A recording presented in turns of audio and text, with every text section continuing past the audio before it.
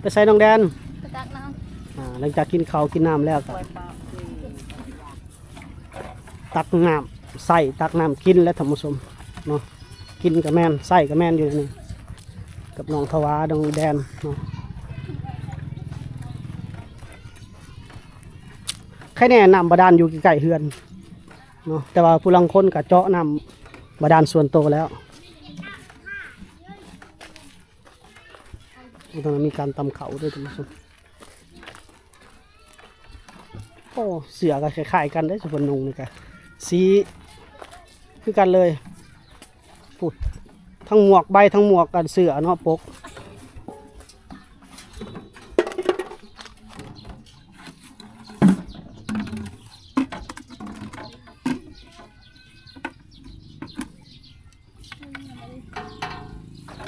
น้ำบาดาลหลวงปู่นางน้อยเพิ่นก็ตากแดดมาหาบน้ำ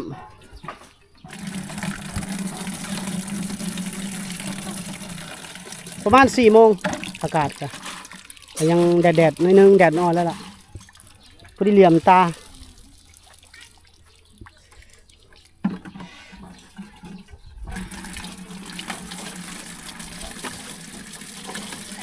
น้องแดนปินหนามาใส่ FC พี่เด้อปินหลังใส่ได้เหลี่ยมตาเนาะแดดส่องมาสูบน้ำใส่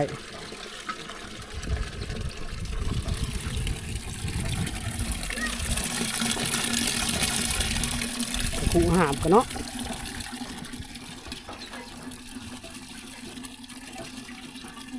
ปกติหาบทุกคู่มือบ่อาบบ่ว่าหาบมาเอาน้ำในคู่มือบ่แม่นตอนเช้าก็มาเอาบ่ตอนเช้ากับตอนแรงเอาไปนี่เอาไปล้างถ้วยล้างจานกินเด้อกินกระดำมาดานโอ้บ่มีน้ำผมมีน้ำกินอย่างอื่นเนาะ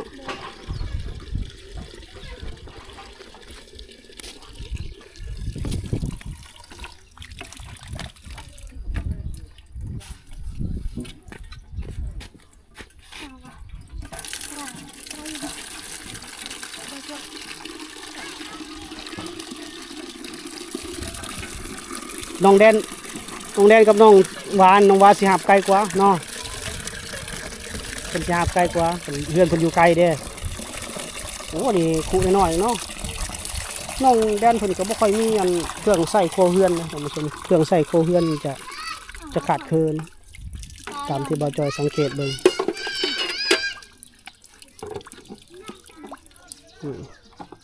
ซอยกันมื้อนี้จับมื้อนี้ของก้อนเหรอ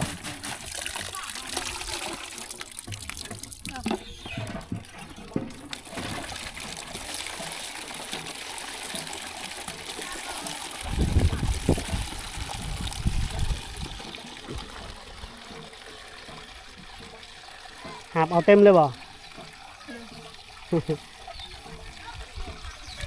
แล้ววิถีชีวิตสาวลาวในชนบทท่านผู้ชมก็ประมาณนี้เนาะนี่คือสาวลาวเป็นชนเผ่าบรูเนาะท่านผู้ชมสุกี้นี่เขากับไปถ่ายทำทางเมืองอัศพรกับเป็นชนเผ่าผู้ไทยให้เบิ่งหลายอย่างท่านผู้ชม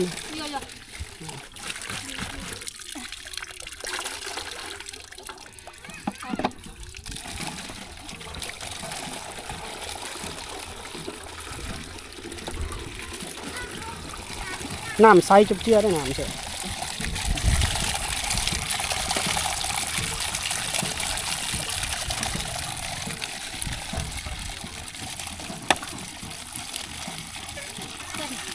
เป็นแล้ว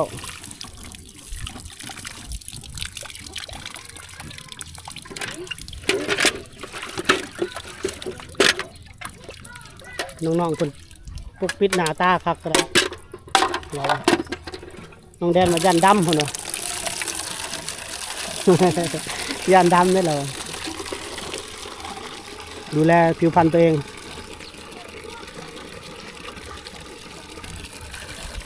แดดซองแห้งเลยแดด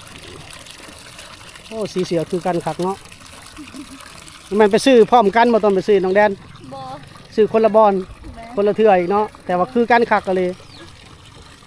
ใส่เสื้อคู่ ทีมงานเดียวกัน เต็มแล้ว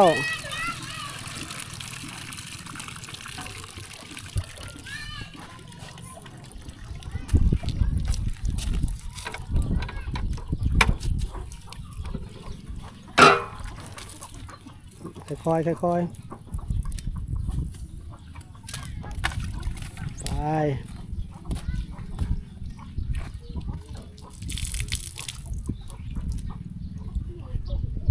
น้ำเฮียเลยทั้งนั้น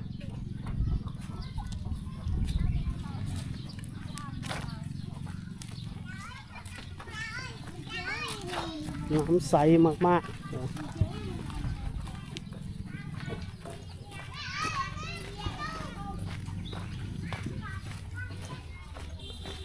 เราคืออย่างออมไปทั้งนั้น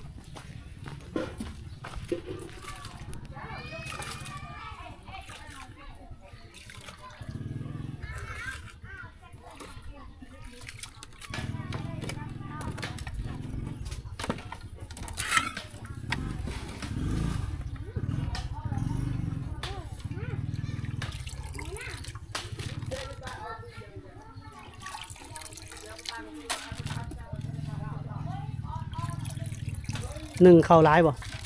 ได้ ได้บ่โลหรือ2 โล พอ ประมาณโลเนาะจะคนก็กินหลายในเฮือน เจ็ด 7 คนโอ้มีทั้งเอื้อยไผ่แล้วก็มีร้านเนาะ โดย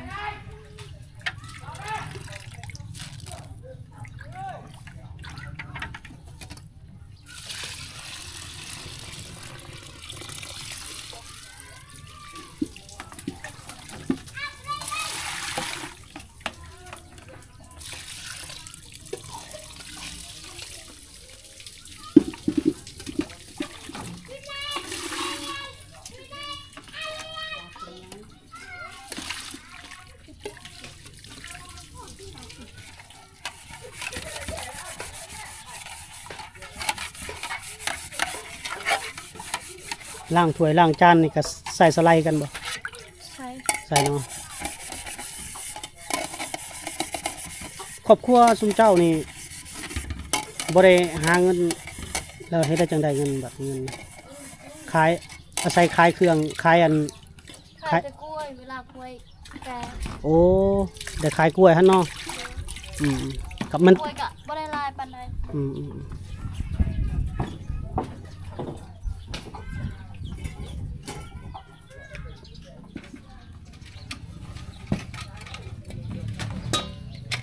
ถือว่ากินข้าวกินน้ำแล้วก็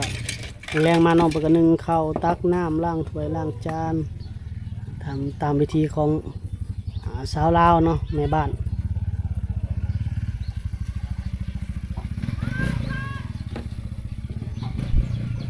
รายได้หลักๆในครอบครัวเราก็ขายกล้วยเนาะ โดย กับมันสำปะหลังเนาะกับมัน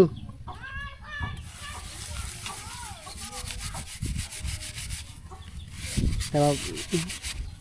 มันในปีหนึ่งได้เท่านึง แม่ กล้วยจักมือขายเท่านึงกล้วย บางที2 มื้อบางทีมื้อนึง อืม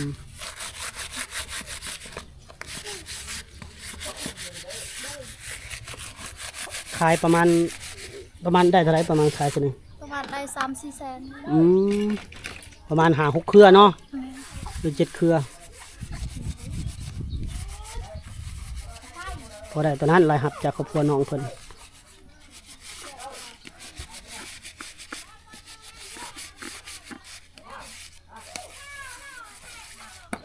นี่คือรายหับจากครอบครัวรายหับส่วนตัวนี่บ่มีแล้วนะน้องแดนเนาะคือน้องแดนกับรายหับตัวเองกับบ่มีเนาะบ่ได้ไปหับจ้างบ่ได้เฮ็ดหยัง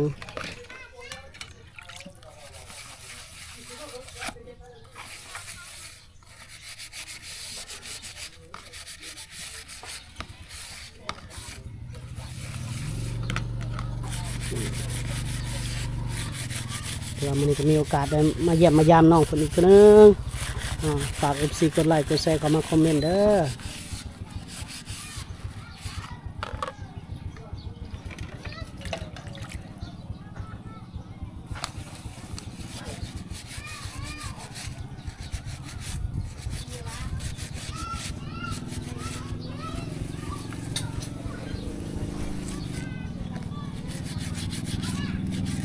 น้องเพิ่นก็ในบ้านนี่ก็น้ำใส่น้ำบาดาลน้ำอาบน้ำเซเนาะซ้ำนี่คนไม่คนมาหลายหรือเปล่าซ้ำนี่ ร้าน ค่ำๆมาเริ่มมีคนมาอาบน้ำอาบในแล้วน้องแดนนี่เพิ่นเองก็ไปอาบน้ำเซไปแล้วท่านผู้ชม แม่น เครื่องเลย คืนก็สักอยู่ลำซี ซักอยู่น้ำเซ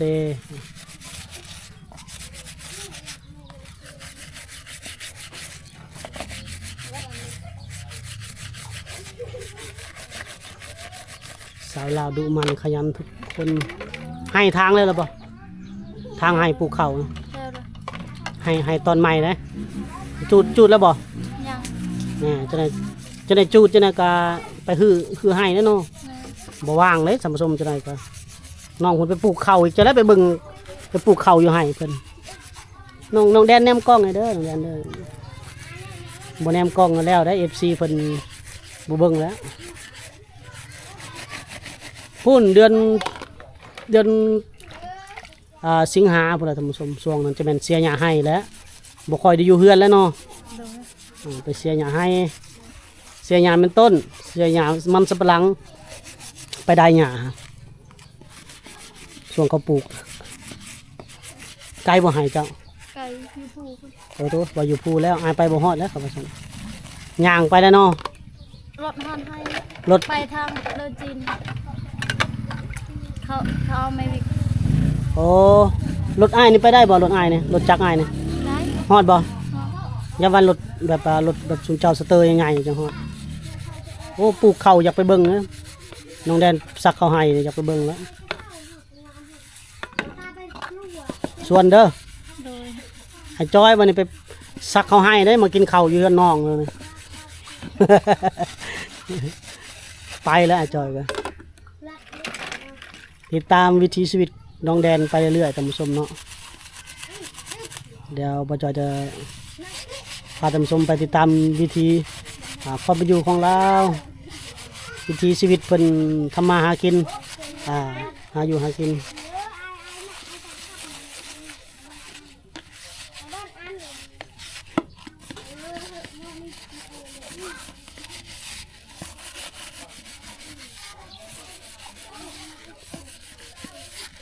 หมู่ผู้สาวในบ้านนี่ก็หลายเนาะบ่ชวนเขามาออกคลิปนำแน่ ขอยาน เขาย่าน ยานก็ เอาแล้วว้าวไปแล้วผัดสาวผู้ไทยทั้งพุ่นนะมีพยานสาวผู้ไทยแล่นใส่สาวเผ่าบลูเฮาเนี่ยย่านกล้องเด้ท่านผู้ชม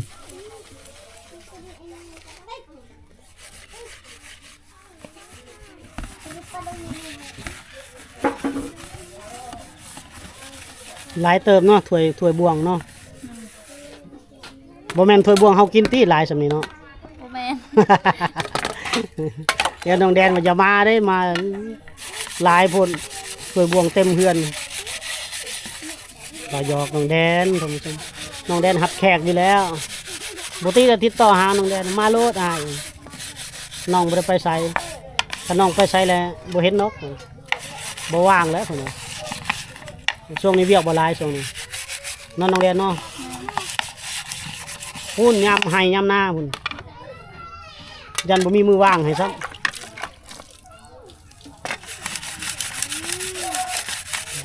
เราพัดจากดำจะเป็นขาว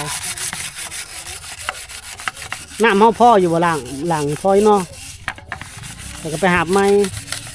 เครื่องของเครื่องใส่เฮือนครัวเรานี่บอนบ่จอยอยู่นี่ทำมาสมนี่ได้อยู่แต่ง่อยๆนะแล้วจะเป็นกล้องให้เบิ่งบอนสภาพบ่จอยอยู่นี่ทำมาสมบอนบ่จอยอยู่นี่ด้านหลังกล้องนี่สภาพง่อยนี่แหละจักสิตกซานมือใดเพื่อสิได้มุมงามๆให้ FC เพิ่นเบิ่ง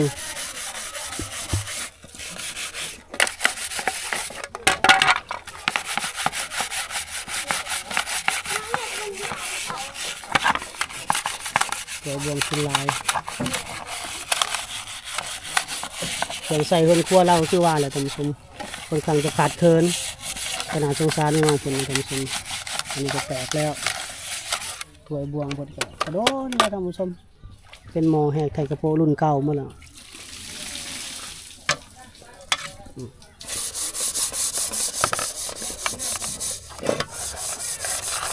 หมุนได้360องศา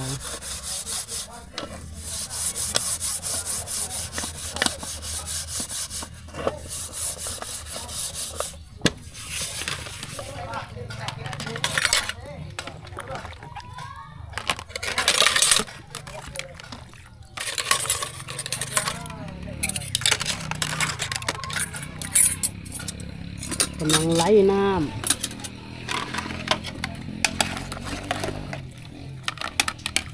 ไหลน้ำ1น้ำ2น้ำ3น้ำบ่พอก็ได้ไปหาใหม่แล้วเนาะนี่น้ำมีเลือดในกระซ้ำอยู่แล้ว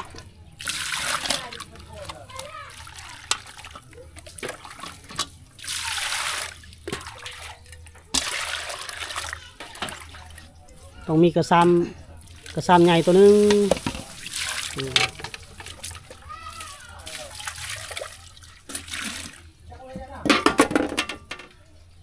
นี่เขามีหม้อเขาบ่มีกระซ้ำกลางได้ไรน้ำมันก็สิยากอันนึง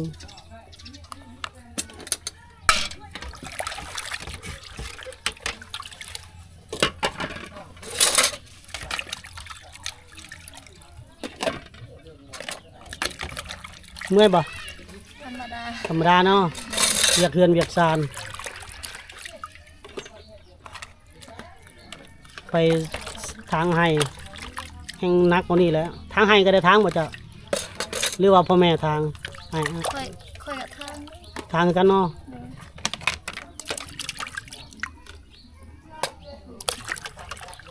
ทางไห้คือไห้แล้วเนาะ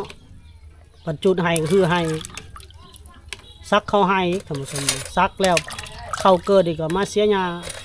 เข้าไห้สาวเผ่าบรูจะทำงานหนักเลยถ้าเปรียบเทียบกับสาวลาวแล้วก็สาวอันผู้ไทยนี่สาวผู้ไทยจะดำไห้ดำนาสบายกว่าเนาะนาปีสบาย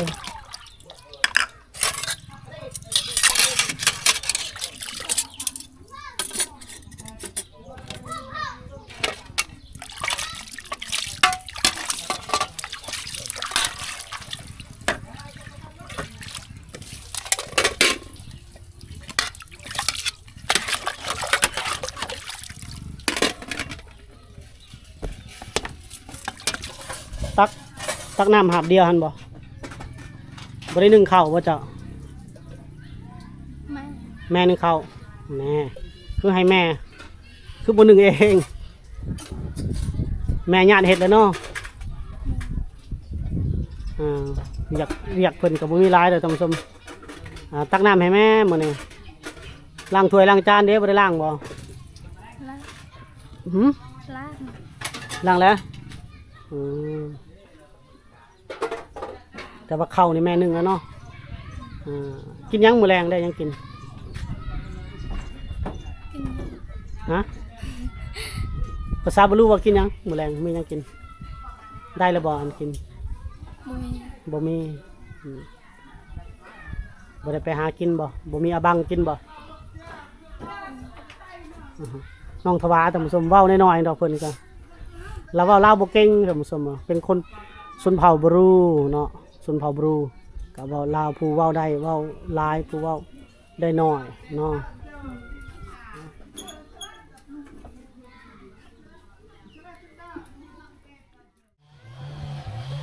ล้างถ้วยล้างจานแล้วเนาะยังแต่หม้อข้าวอ้ายแล้วบ่ใกล้สุกแล้วบ่หรือยัง ยัง ยังเนาะอีกประมาณจัก10 นาทีก็น่าจะสุกแล้วเนาะกำลังอายท่านผู้ชมเนาะก็เฮาก็สิได้กลับก่อนท่านผู้ชมเพราะว่าค่ำแล้วเด้จากบ้านน้องแดนกลับเมืองเฮาเดินมาจอยก็โอ้พอดีชั่วโมงนึงเนาะล่ะเนาะไกลเติบเด้ท่านผู้ชมก็เป็นอีพีหน้าจะได้กลับมาหาน้องเพิ่นใหม่เด้อท่านผู้ชมอยากฝากหยังให้น้องเพิ่นก็ติดต่อเข้ามาได้เด้อท่านผู้ชมเนาะพุ่นละอีกโอกาสหน้าพุ่นละจักมื้อใดยังบ่ฮู้เราจะนัดกันใหม่อีกครั้งนึงจะมาเยี่ยมยามน้องเพิ่นอีกครั้งเนาะหรือว่าเฮาสิไปหาอยู่หากินแบบใดเฮ็ดคอนเทนต์แบบใดก็ติดตามฝากกดติดตามฝากกดไลค์กดแชร์กดติดตามแล้วก็เข้ามาคอมเมนต์เนาะจะได้บ่พลาดคลิปใหม่ๆของพวกเฮาท่านผู้ชมเนาะและอีกอย่างท่านผู้ชมเข้ามาคอมเมนต์ก็ระบบมันก็จะดันคลิปไปหาท่านผู้ชมตลอดเนาะโอเคพบกันใหม่ภายภาคหน้าเนาะขอขอบใจขอขอบคุณทุกท่านที่ให้การรับชมเนาะโชคดีปลอดภัย ร่ำรวยเบดสุขุสุคนสวัสดีวันสงกรานต์พร้อมเด้อท่านผู้ชมเนาะสวัสดีสงกรานต์สวัสดีวันปีใหม่พร้อมเดินทางตลอดปลอดภัยเด้อเมื่อบ้านเมื่อซองกันเนาะโอเคท่านผู้ชมสำหรับ EP นี้สบายดีอาล่ะสบายดี FC เพิ่นเด้อ สวัสดีเด้อ FC ทุกคน บ๊ายบาย บ๊ายบาย